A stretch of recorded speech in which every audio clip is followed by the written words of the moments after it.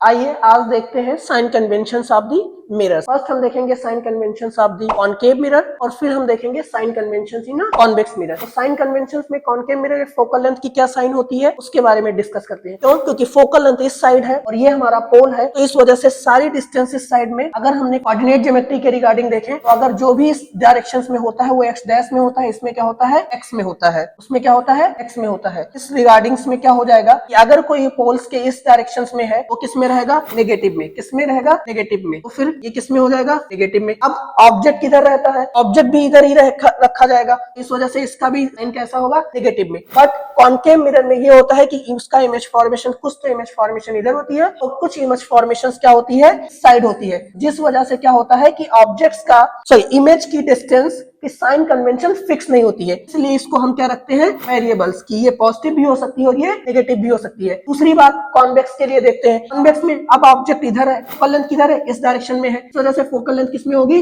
Positive में। किसमें, positive में। ऑब्जेक्ट इस साइड रखा जाता है, इसलिए इसका डिस्टेंस किस तरफ होगा, नेगेटिव की तरफ। नेगेटिव की तरफ इमेज में, क्योंकि दो ही इमेज पॉसिबिलिटीज होती है कॉन्वेक्स मिरर में, और जिसकी वजह से इसकी ये क्या होती है, सारी इस डायरेक्शन में होती है, इधर ही होती है, इसलिए इसका भी इमेज फॉर्मेशन किसमें होगा, पॉजिटिव में।